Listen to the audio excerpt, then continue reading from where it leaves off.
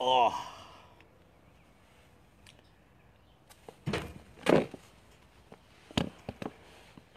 بسم الله الرحمن الرحيم. اللهم صل على سيدنا محمد وعلى آل سيدنا محمد. وسلام على بله guud ahaan waa salaamayaa bulshada iyo shacabka Soomaaliyeed meelay ku dhaqayinba mudane iyo marwo mid yar iyo mid weyn. gaar ahaan waa salaamaya ummadda reer Somaliland. runtii waxaan u soo qabsaday maanta inaan saddex saddexdaba aan wax ka idhaahdo. waxaa la yidhi gadara garabog. saddexda arrimood maanta aan doonayo inaan waqti yaro kooban ku qaataa waxa weeye taliskii Muuse Biixi Cabdi way caddaysteen ujeeddada iyo mowqifka ay ka qabaan qabashada ama xadhigga ama caburinta ay ku hayeen Axmed Cusmaan Geele. arrintaa waxaan doonayaa inaan dhowr kelmadood ka idhaahdo. kelmadda waxaan ka odhanayaa Suldaan Habaar oo naanu ilmaadeernay ah. kelmadda waxaan ka odhanayaa yarka afhayeenka ah. intaasaan runtii doonaya inaan dhowr kelmadood bal aan ka dul istaago. waxa la yaab leh oo wax aad runtii u la yaab leh nin doontii uu saaraa daloolinaya. weligee Muuse Biixi mooye maan arag nin doontii uu saaraa daloolinaya.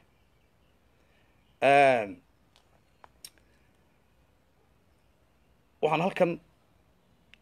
jecelahay inaan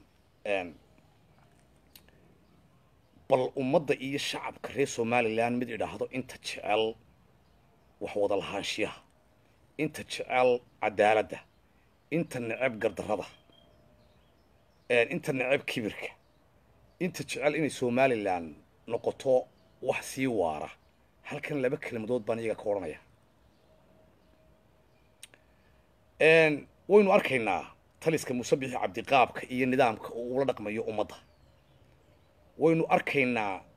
mowqifka maanta uu ka taagan yahay qabashadii iyo gardarradii iyo adiyaddii ganacsade Axmed Geele Arab Jabuuti kula soo kacday. waaranadii ay u soo goosatay ee inta badan la isla dhex marayay maalmahan ee marna lahaa waa wasiirka arrimaha guud u dafirayay ee marba nooc ay u dhigayeen saaka way caddaysteen mowqifka ka taagayna way caddaysteen. waana sharaf dhac iyo karaama darro lagu tilmaamay Axmed Cusmaan Geele oo la yidhi waa tuug dal iyo baanan iyo dad soo dhacay. taasi waxay sharaf dhac ku tahay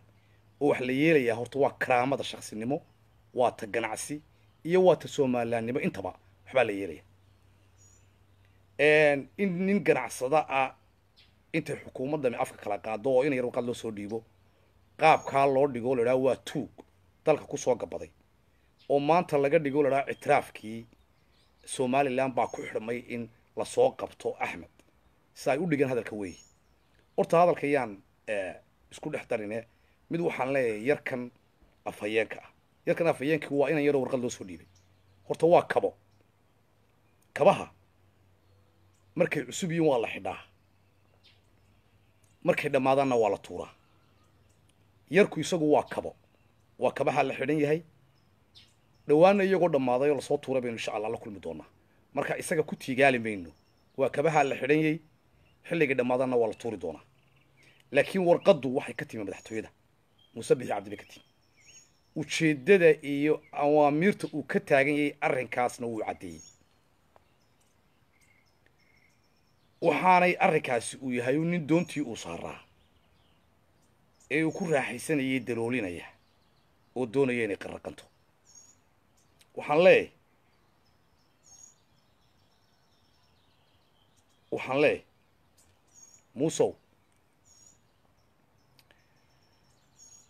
bal waxaynu isu eegaynaa reer Somalilandow. shalayto ayuunbay ahayd. ganacsatada reer Somaliland waa wada ganacsato sharaf iyo karaamay wada mudan yihiin. waa wada ganacsato reer Somaliland. waa midaynu u baahanay in ganacsatadu si gaara loo ilaashado.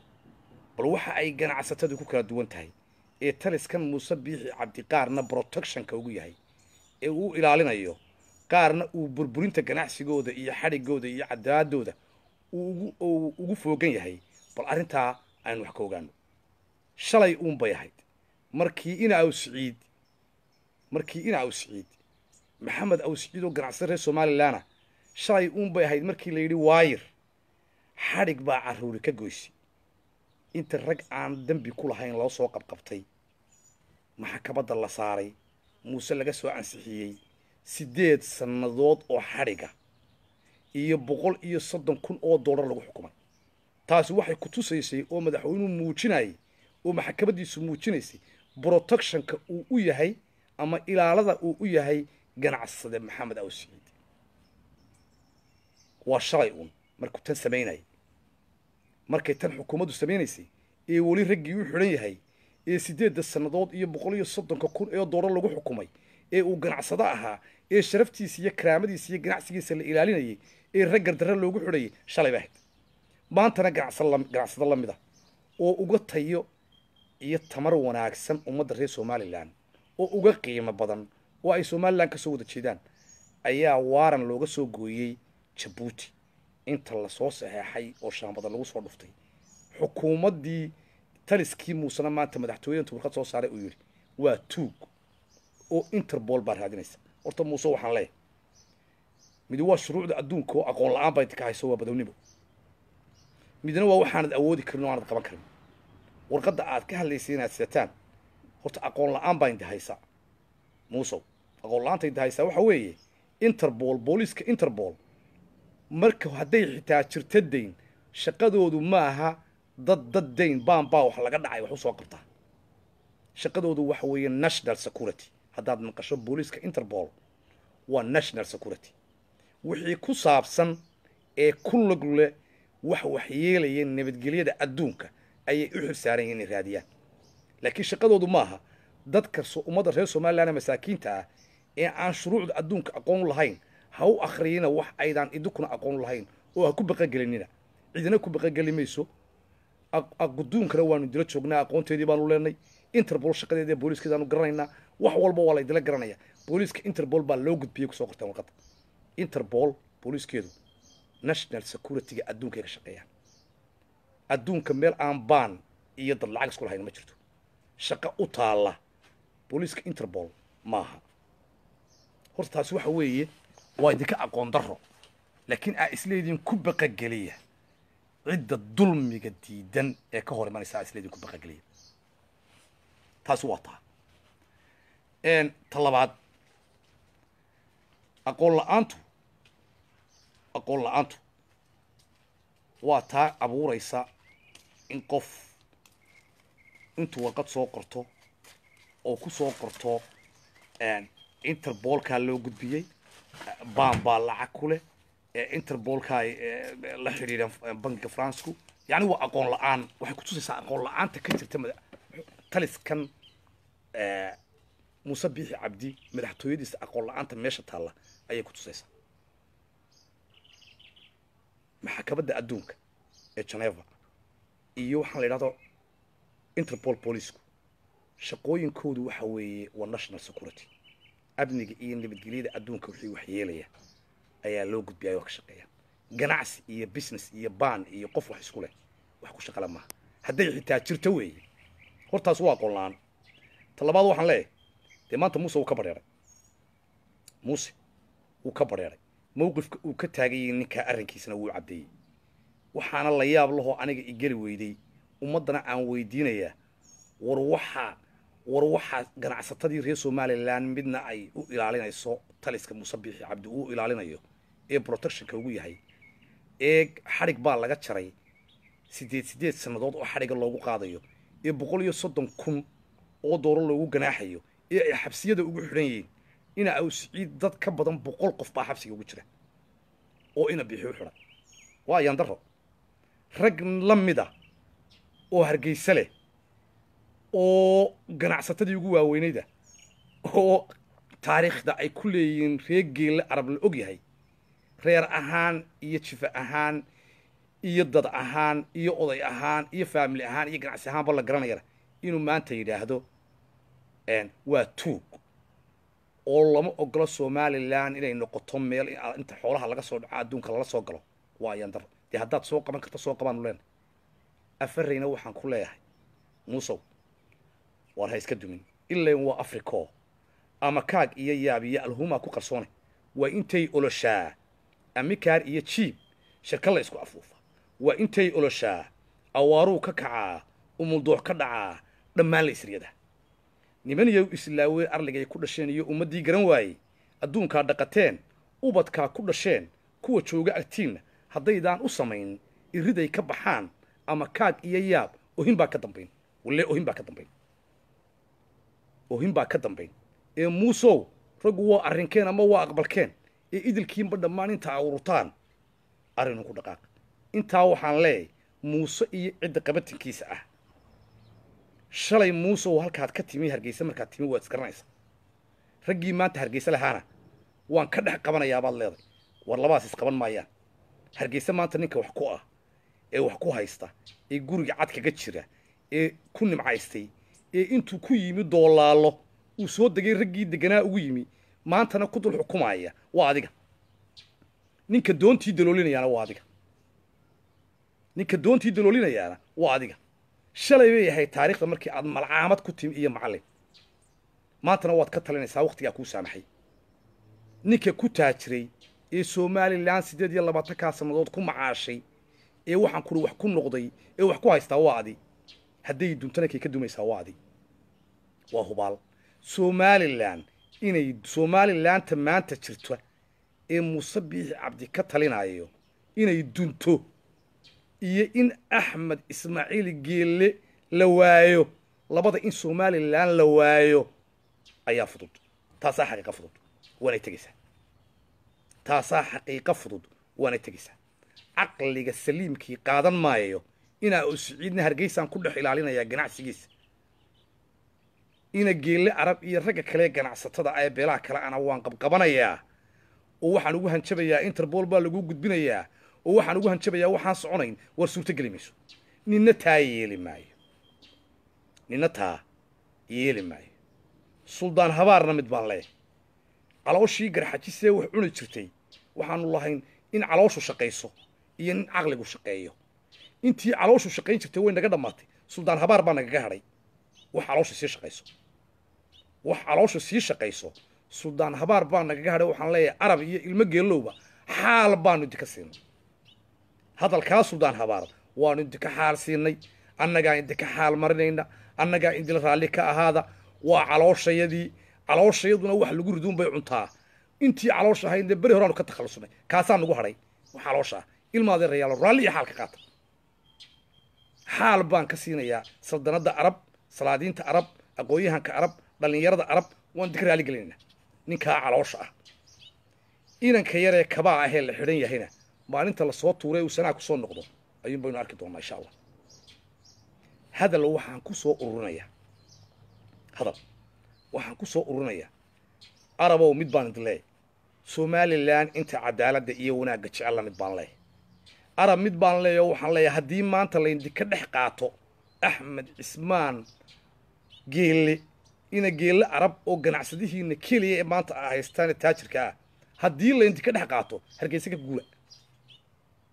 ka guura Hargeysa wallahi way gadha haddii kun idinka dhimanayaan yaan laydinka dhex qaadan waa gunnimada koowaad baa qaadanaysa annaguna wallahi markaa gacanta ka saartaan marka afka ka baxdo taayaduna afka ka baxaysa waad ku gartaagan hadaan garxajnay afka markay ka baxdo taayaduna ka baxaysa isku kaay nagu xisaabtama isku kaaya haleeya waanu digar taagnay inta Soomaaliland cadaaladda jecel waxaan leeyahay hala garab istaago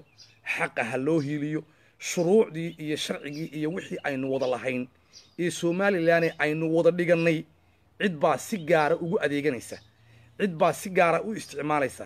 cid baa si gaar ah ganacsigooda iyo businesskooda iyo shaqadoodaba ku ilaashanaysa aqbalina mayno wax loo dul qaadan kara maaha inta calooshadu shaqaystayaasha ah ee suldaan habaar oo kala ah ee calooshu shaqayso aan aqligu shaqayna waynu iska qabanayna waxaan ogahay in badan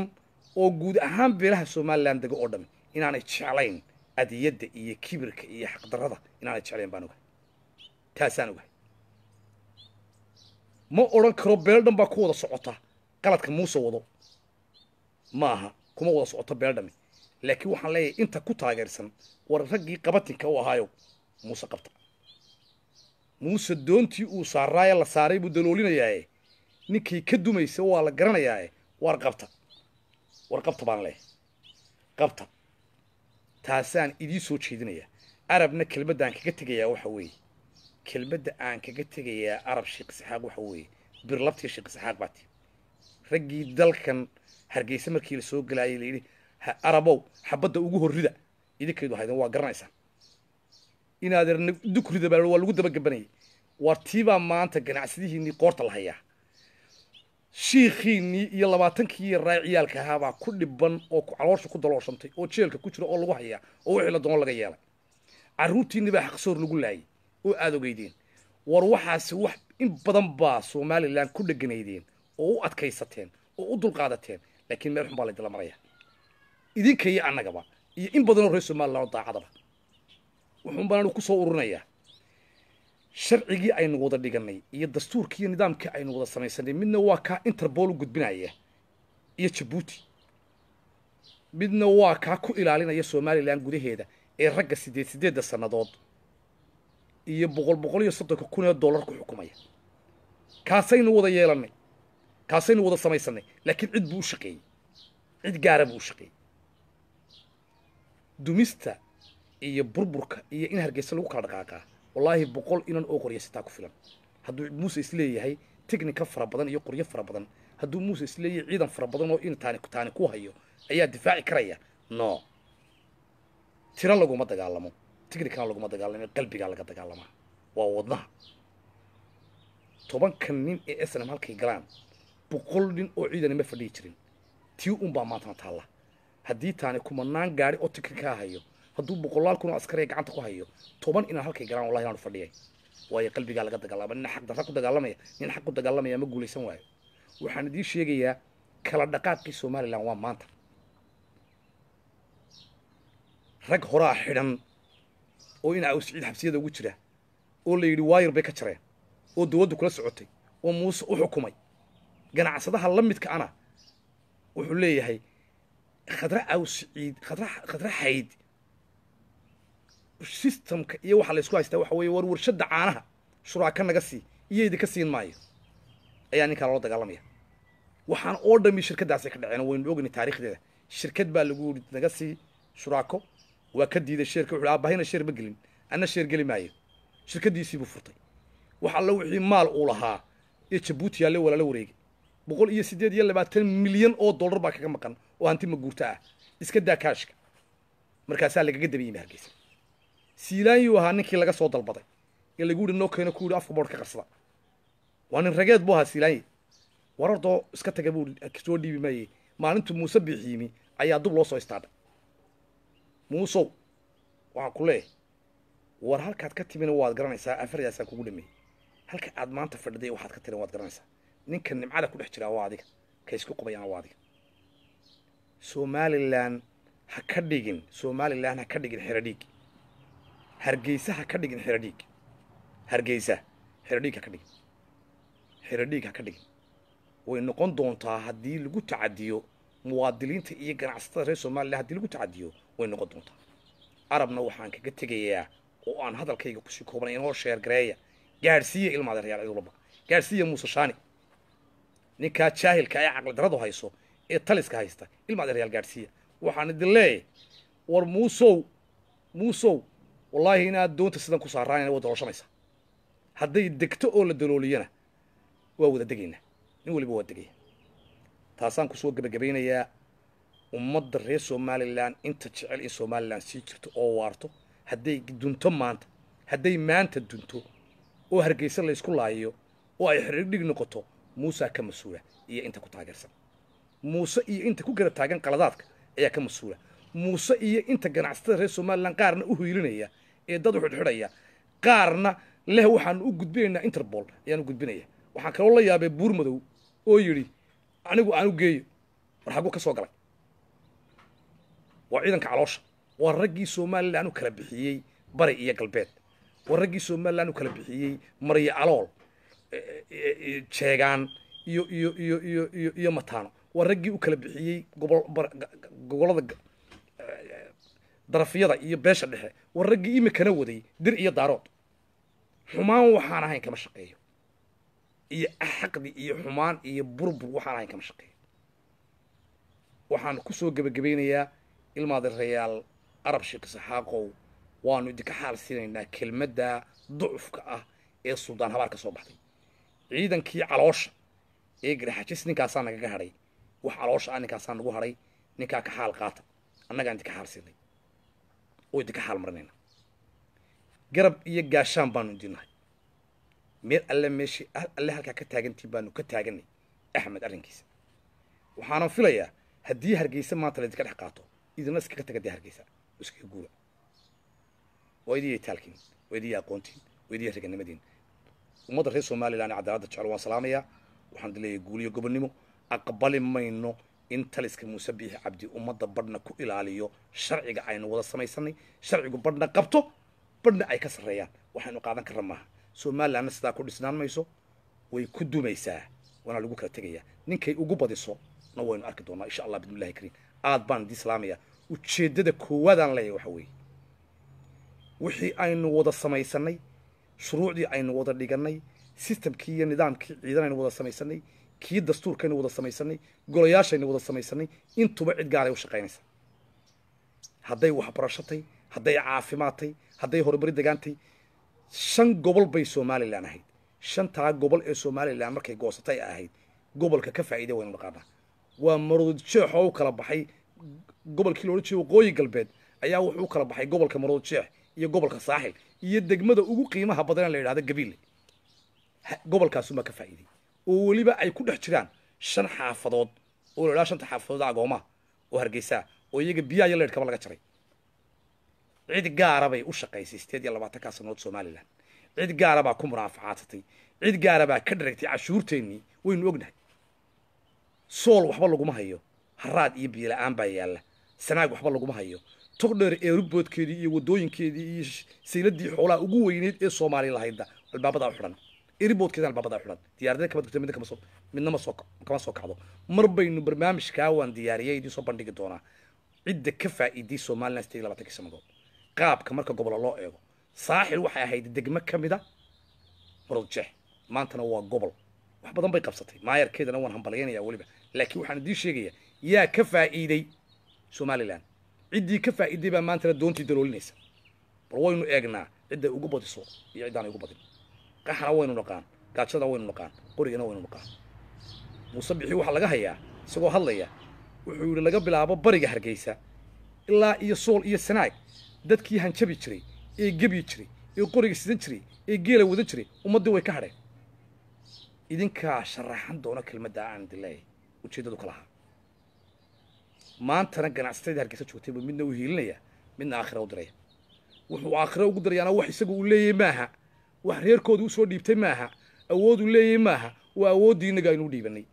waa shuruucdii iyo nidaamkii iyo systemkii iyo ciidankii iyo wixii aynu wada dhisanay ee aynu u dhiibanay ayuu ku takrifalaya oo midna ku ilaalinaya midna wuxuu doonay kaga yeelaya aad baan idin salaamaya ballankeenu waxa weeye inaynaan haddii Somaliland ku dumayso haddii Somaliland la waayayo